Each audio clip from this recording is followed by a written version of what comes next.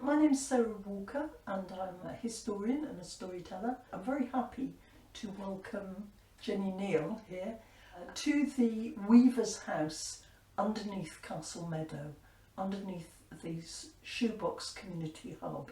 And you can see here the remains of a weaver's window. Jeni's here very kindly to talk to us about her wonderful book, The Devil's Die, which is a novel set in Amsterdam, Norwich and other places. So, thank you for being with us. Thanks very much, it's good to be here, thank you. So, my first question, I guess, you've got this beautiful cover, Thank you. with this very wonderful picture. Why The Devil's Die? What is it? What does that mean? Well, that was I'd actually finished writing the book. It was at the stage of being edited and I didn't have a title. I had a few ideas but they weren't really sitting very well. And I just came across the fact that indigo, which I will explain in a minute, the relevance of indigo, but indigo was known as the Devil's Dye at this time. And that is because indigo replaced what was woad, was the blue dye that they were using, because it was easy to grow in the European and in the British climate, and it was affordable therefore. And then indigo came in sometime after this novel. At the time that this is set, indigo was a very, very hard to source dye. It was incredibly expensive. And my protagonist, Jowan, really wants to find indigo. He wants to source it because he's a dyer and he's very, very ambitious.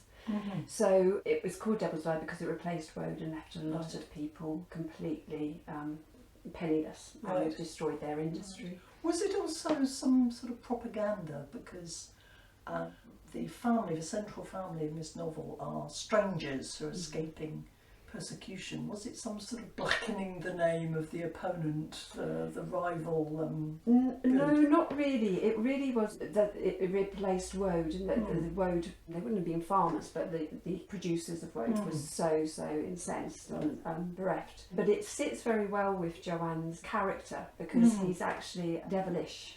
He's a naughty boy, for want of putting it differently.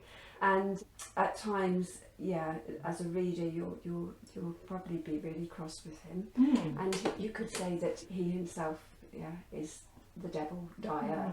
But they came here as strangers, his family, as a weaving family, though Jowan is very much a dyer.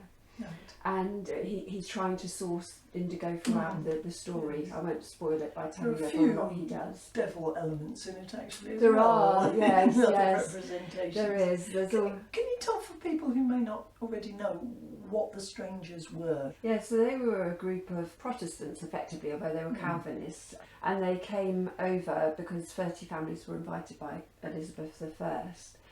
In exchange for their safety from religious persecution, she wanted them to help boost our depleted worsted industry, which was really suffering because Flanders was booming and their skills were surpassing ours. So she obviously very cleverly thought, if I can bring some of those weavers, but if they weren't all weavers, the 30 families, there were doctors, there were a printer that we know of from looking through all the historic references that you can find in the wills and everything. But I'm not going to take credit for that actually, because there's a local historian called Frank Mears who has spent years and years searching all the records, and he's done a wonderful job, and then he's published his own book on the strangers. So for me that really helped with the research. I was able to see what articles they would have had, how they lived, the kind of restrictions that were put on them because they were immigrants, and the kind of court cases that came up against them. It was really fascinating looking into the history, and of course it is factual, but then I bring in my fictional family and play with it, but there's a lot of truth in the story. And they were sort of relatively well-educated, well-connected, travelled people. I mean, part of this is a journey, isn't it, of people going off and the people left behind. For Jowan it very much is a journey because he's such an ambitious, restless soul. So when he marries an English weaver's daughter, Eliza, they settled actually in Bungay because he's so determined to be a little bit out of Norwich, a little bit free of all the restrictions, and he thinks if he's on the Suffolk-Norfolk border, somehow this will will help cross him the to border, to get away with things a bit Yeah. more. And because they're on that Suffolk border together, they look at the countryside, and that's when we meet Aggie, the third important character in the story. And I think later on I'll do a little reading, so I'll read a bit about when they meet Aggie. But yeah, they kind of explore places like Dunwich and Leiston Abbey. Right. And then later on, with his trying to source indigo, Jowan actually travels back to Amsterdam and then ultimately to Florence. You give a lovely picture of these different settings, and I wonder if you'd like to read the first bit, which is when the family come to Elizabethan Norwich, their journey up the river. Yes, yes. Because I felt that gave us a really good thank you. image of what it's like to be an immigrant, but also what Norwich was like. They initially arrived in Great Yarmouth, of course, which I've had a lot of fun researching, because there's a lot of history still to be seen in Great Yarmouth. You can really imagine it as it was. But this is as they left Great Yarmouth and were coming towards Norwich. On a keel, yes. The group of newcomers sail through the river on a Norfolk keel. Its single high-peaked sail blows gently, the wind beating the canvas softly, creating a welcome sound. It is methodical, and the lap of the water is steady and soothing as they take in the flat terrain around them. Advocates wade through the reedy waters nearer the coast, their funny upcurved bill gaining some travellers' attention. It is the same as home in its endless span, but differs occasionally with different cereal crops and the land used as sheep pasture, not rich and planted deliberately, but rough and reedy. There is an occasional break in the monotony by a herd of cattle graciously unaware of their imminent slaughter and preservation in salt for the approaching winter months. This is no change, Maurice states clearly aghast. Be patient. Change enough will be within the city and its people, Jowan tries to reassure her, but feels a little of a disappointment himself. What point is making such an upheaval for no change of scenery, she continues to sulk. The scenery wasn't our drive. Now sit quietly, as your brother has said. There is plenty of change for us as yet to meet, snaps Livan, his anxiety overriding empathetic concern. A marsh harrier scoops elegantly to the stump of a damaged tree. It perches proudly, showing its rich brown feathers and good adult size. Its golden yellow crown seems to turn in keeping with the boat's movement, ensuring that they pass through its land. As the sheep and post mills are the landmarks of the Norfolk countryside, the river and churches are for the city of Norwich, with the castle and cathedral taking central stage. The parishes must be numerous, Jowan thinks, as each one shows its own tower, and there looks to be well over a score of them. The skyline is attractive as they approach the city, and the river Wensum winds slowly through Norwich, passing all the activities that flourish by the water. Tanneries and slaughterhouses are just within the boundary, but coming closer to the centre, the worsted trades appear, the fulling mill and the shearers, the greasers and the dyers. The round cow tower marks the last sharp river bend, and then a short straight stretch brings them to the quay. Anticipation of seeing their new home makes for a lot of chatter amongst the new arrivals. The Walloons speak in their Belgian-French tongue, whilst those from the rest of Flanders speak their own Dutch adaptation. These two languages intermingle with the De Hems and those in their group who are more northern and speak Dutch. When they hear so many church bells marking the hour, they make an assortment of excited sounds and exclamations which cause some English to stop and watch them approach. Along the Norwich quayside, a thick, unknown accent is heard, and expressions vary on the faces of those who observe the foreigner's arrival. It is a small quay, nothing compared to the one in Yarmouth, but busy nonetheless. Sheets of cloth billow gently in the slight breeze, flapping on their frames along the opposite bank. Men lift heavy barrels and crates from and to rope vessels, and money changes hands and bartering can be heard. A group of people surround a cockfight, and Jowan looks over to them, the smell of their ale calling from a tavern on the bridge corner. Jowan lifts his nose to the air, recognising the smell of bread on the breeze. The seagulls swoop above them, and Jowan chuckles in good humour, as he considers that these same birds may have accompanied their journey all the way from home. Lovely, thank you very much.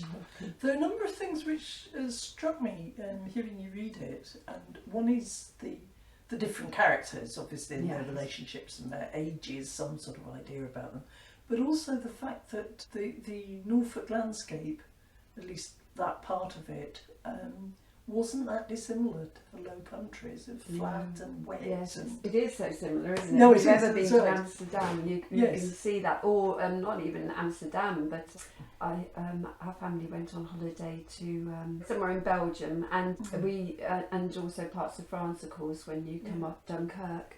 And it is so similar, that land, because it would have been one piece of land. That's wouldn't right. it? That's and right. just It's separated sort of by the estuary, sea. isn't it? So yes, I think the Joanne's sister, who's younger and slightly naive, and imagined something different and amazing. Yes. But it was very similar. Yes, yes. In that way. So it's also, to some extent, it's almost a family saga. Yes, I would say. Yeah, so. I mean, there's sort of love and abandonment and Yes. tragedy and all of those kind of things. It was fun to write. Not those some of those Not the subjects fun, were quite no, sad, that's but right, it was yes. fun to write the relationships between the characters. Sometimes Joanne's parents had quite a lot of, after many years of marriage and kind of coming to some sort of understanding, they have some banter, which was fun to write. Yes. But yes, it is. It's fundamentally looking at interpersonal, relationships, and also the society and how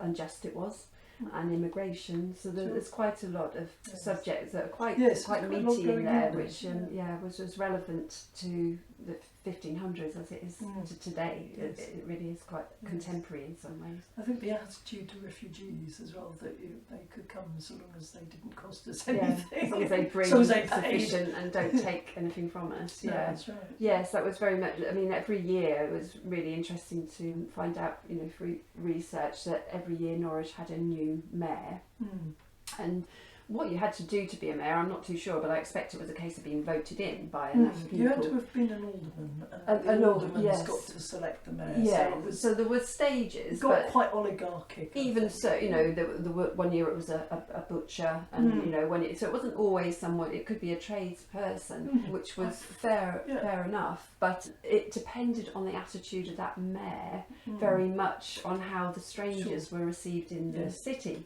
Yes, and sometimes the strangers were in danger. There were times when they were very, woken up in the middle of the night, to have their homes searched and to have any weapons taken away. Or potentially enemies, I suppose. This is fairly late. I'm just terribly sorry, I forgot which year it's. Yes, I should have said it was 1566 when they were invited to come. Yes. So that's when my novel starts, but it goes up to about 1576 because it marries another event, a folklore event of the Black Shuck, which, if you are familiar with Bungay and Blythburgh Cathedral's stories of Black Shuck. Another devilish association. Devilish. But I was just thinking about how the Elizabethans, the regime, got a little bit paranoid as the years went by because she was excommunicated and there were plots against her. So. Well, yeah, and certainly when I was looking at Great Yarmouth and the town wall, at first I thought, because most towns had walls, if not all towns, that was absolutely kind of normal. But their wall, they were trained to use, firearms and artillery. It was very much defending the coast from the threat of the Spanish Armada. Yes. And the Dutch later on. Later on, the Dutch, the seagulls and whatnot. So it really was an awful lot of conflict going on. Just as there are now in the areas of the world now. It was more on our doorstep. There was a lot of threat and, as you say, paranoia maybe, or maybe just so actually. Yes. There were quite a few plots. I can't seem to remember. Oh, even within England, of course, to move. Is it the Duke of Norfolk or the Earl of Norfolk? But this guy comes up in history an awful lot. Yes, that's right. And he was in the Tower of London at one stage of this because they thought that he was going to try and remove Elizabeth. I can't remember which Howard. It was one of the Howards. There wasn't a Duke of Norfolk for quite a long time because one of them had been beheaded. I think it may have It been. might have been this very man. I get mixed up with my Howards. And that was, people would use things like that happening to then kind of also politically get a little bit of footage on, well, actually the strangers are also a nuisance and danger, so let's include them. No good. So it was, but at other times with other mayors, they were really well received and they brought so much to the country, never mind just just to Norwich alone. Mm. And when they came, they didn't just settle in Norwich. There was also an area called Sandwich in Kent that also had strangers settle there. So they also married. You can see that on the marriage certificates. You can see it on the church files. And they married local people as well. Right. So there was definitely a blend, and very quickly more than the 30 families came. And I think there was about a quarter of Norwich's population were strangers. Right. They made a huge impact on the city. Yeah, I think probably it's a bit underestimated in Norwich, quite, how mixed families actually were. I mean, it goes back to the Saxons and the Danes, who intermarried. But quite a lot of people I've talked to who come from Norfolk have got a strange name, a funny name in their ancestry. Yes. And it's generally either Walloon or Flemish. Right. But often written down wrong, or written down strangely. Or changed a little over the years. Yes, sort of altered. But it makes it, you've got that huge amount of people coming and mixing, and being welcomed, essentially. Becoming part of that city. Yeah. So tell me a bit about the terrifying Shuck, without giving away anything exciting. I can't give away too much, can I? But you're going to have to read the book. It was just this is how the idea of a story started. It stemmed from that, because as a child I was just fascinated. I think my dad must have not read, but made up in his mind, some stories, and probably made them a little bit wider and more eventful than the actual Black Shuck, because it's quite a short, what happens in our church is terrifying, seeing a devil dog, in the altar with this terrible thunderstorm, and leaving marks, of course, on the Blythburgh Cathedral door, which are still there. Yes. Apparently, they are the marks. So it really, really was interesting to me as a child, and it never really left me. So what I wanted to do more than anything was to be able to find a good novel about Black Shuck, really, that looked a historical novel that kind of invented, fiction around that. And I, as far as I know, there's not one. I haven't come across one. You didn't find it. You had to write it. Well, yeah. So and then when I found out that the strangers came 10 years before that happened at Blythburgh. Right. I thought, oh, hang on, and the strangers weren't any of these things, but to me, not having done the research at this point, I thought strangers, that to me conjures up darkness and mystery and something a little bit unknown and frightening. And of course, so does Black Shuck. So I thought they sit together. That there must, there's something there I can work on. I've often wondered with that story of the Black Shuck in Blythburgh Church, whether that, because we know of it from a pamphlet, don't we? Yes. Whether that was part of some sort of control, actual attack on somebody, or some sort of, if you get the devil appearing in your church, you're probably doing church wrong. You know what I mean? I think maybe there was some sort of religious. Not me too. Yeah, I've got but church was all controlling, wasn't it? In these times, it was terribly controlling. Sin, and so I thought you were going to say it may have been yet another kind of way of controlling the people by terrifying. I wonder whether because there was a lot of religious dispute, but it was a little bit subdued because Elizabeth basically let the Reformation go so far, no further. So you still had unmarried priests. She didn't approve of them getting married. You still had cathedral music. You still had cathedrals, which isn't very Calvinist at all. No. But I was wondering whether there was a bit of stifled debate by somebody in one church saying, well, he gets the devil in his church, don't go to him. He's obviously a wrong one. It could well be one that, of those kind of things. Who knows? It could, sort of a propaganda thing, Yes, that would make a lot of sense. Well, I won't give away.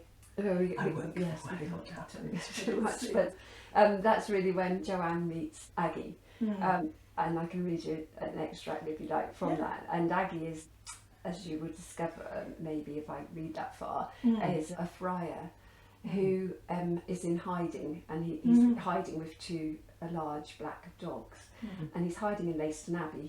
He's had to flee from another setting, which I won't tell because it's in the story. It's nice to read it, but he's very traumatised, and he's fled from a very awful situation.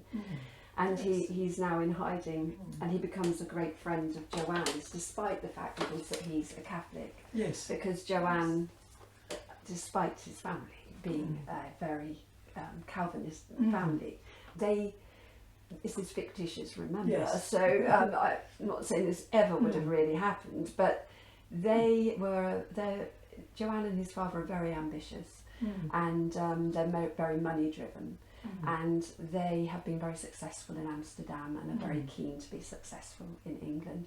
So they see this move not so much to keep safe from religious persecution, although it very much is that, as to profit. Yes. And so Joanne is maybe not your most deeply religious Calvinist that you've ever met. No, I think, yes. He profit tests the motive water, is... he's profit motive, and he rebels against pretty much everything. Much to his mother and father's disdain, but he's a young man. So he's married now to Eliza, Joanne, and so they've been up to a bit of cheekiness in this ruin, thinking it was safe to be there. Don't worry, it's not too explicit. Right. But it's as Joanne is finishing and taking one last bite of Eliza's flushed neck that they both freeze, and a sound close by. It is a sniffling and rustling of the grass, sounding like the heavy tread of an animal. They scramble to adjust themselves, pulling skirt down and clothes straight, tying her stay with hurry and shaky fingers in their urgency. They turn to see what makes the noise. It is both in amazement and fear that they stare at the monster before them.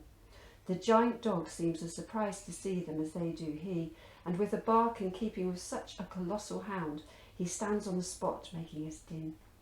Eliza instinctively tucks a little behind Joanne. She looks about for a stick and feels for a loose rock from the wall.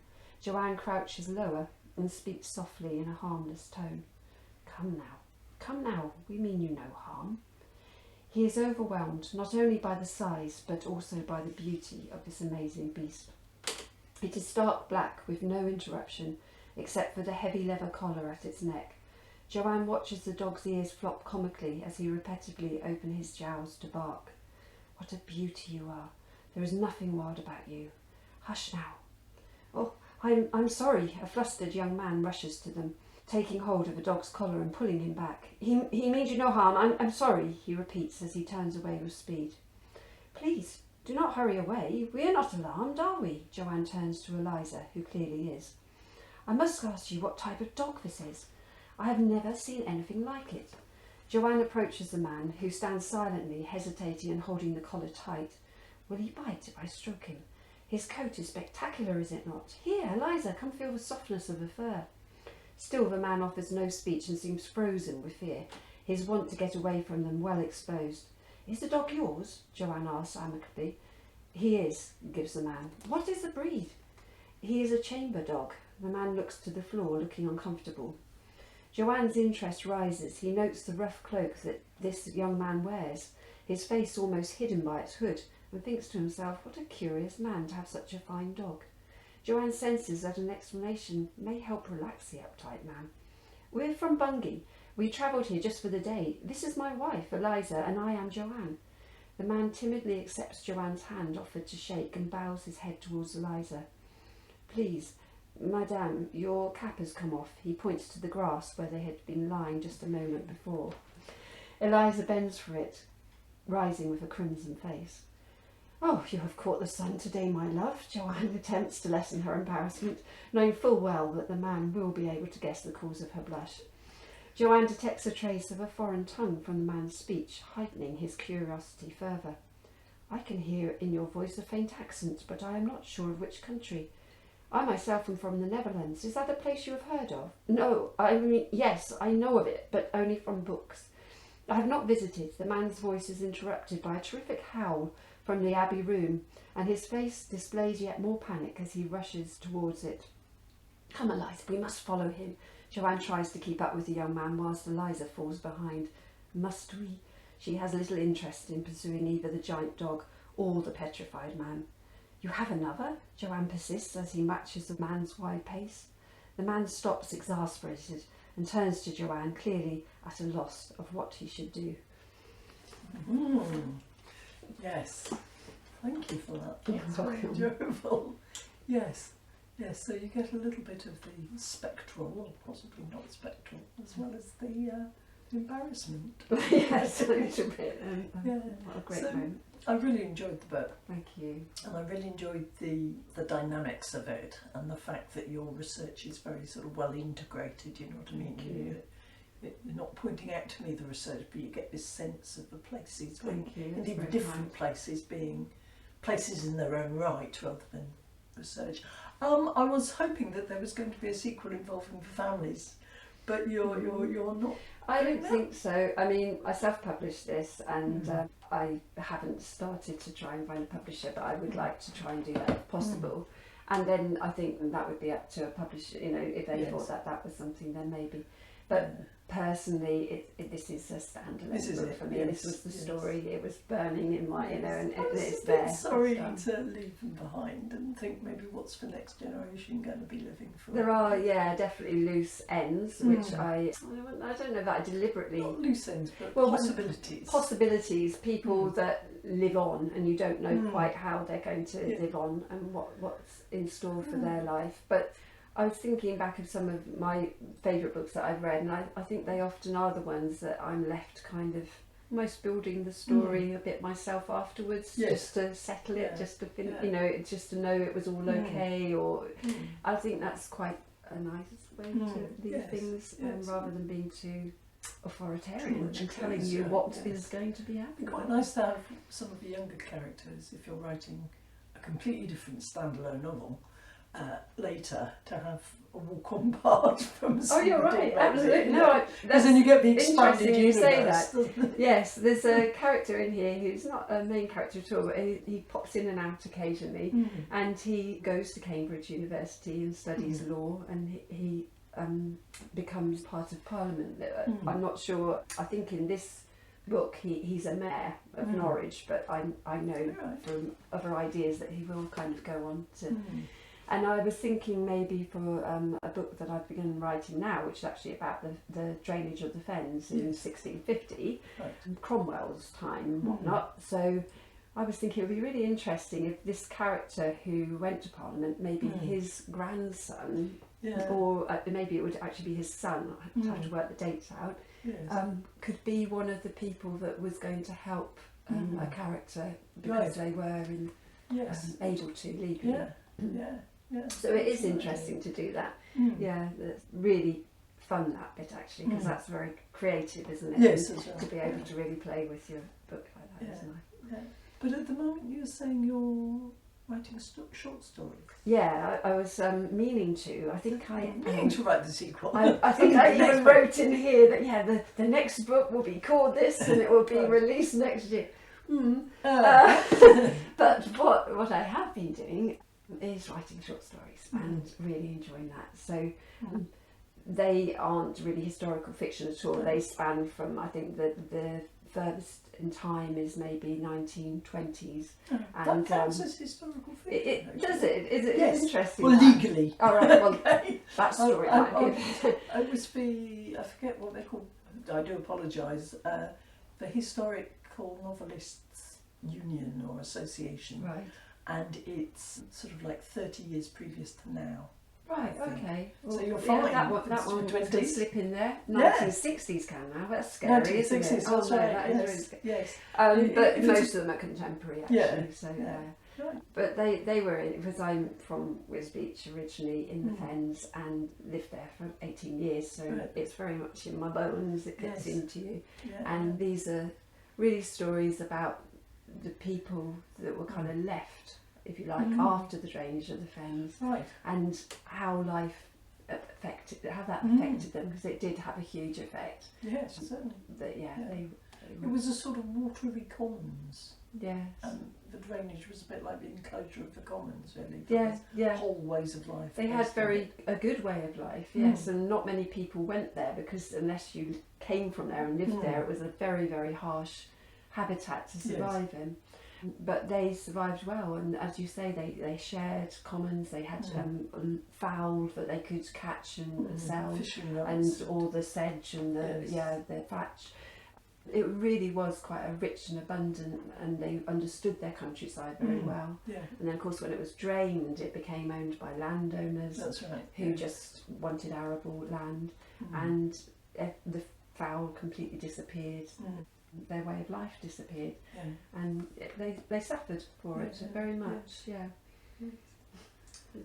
Well, thank you very much. Thank you. It's been And very interesting. so I'll just remind everybody, Thank you. this is your commercial break.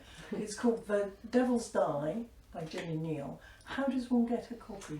This is very exciting to tell you, because independent bookshops in Suffolk and Norfolk have been incredibly supportive. So all the ones that I've managed to reach, which I think are most of them, are stocking it. All good independent bookshops in that case. And a national book chain, big one, has got it in Southwold and in Norwich, and I'm hoping in Ipswich too, so that was absolutely brilliant. Name them. It's Waterstones, yeah. Waterstones! So thank you, Waterstones. Yes, I have selected Waterstones. Yes, it's very well. You can go into any Waterstone anywhere and order it. Oh, fantastic! But to actually have it on the shop floor on display, it's the local ones that I take the books to. And in Dis, it's called Dis Publishing, their own independent bookshop. Very pretty, set by the little lake, if you know it. I'm doing a book signing there. Oh, brilliant. On August the 14th. August 14th. I believe it's 10 o'clock in the morning to 12 or something. So yeah, if you did want to come and chat, I'd love to see you. That would be great. Yeah. And there's a competition involved.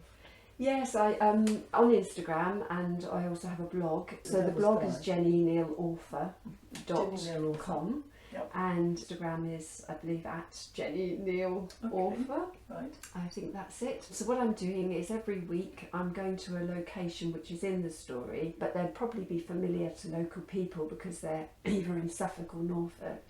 And I'm going to take a picture of the book in that location, and whoever lets me know where that location is and the correct answer, the first person will get a free copy of The Devil's Die.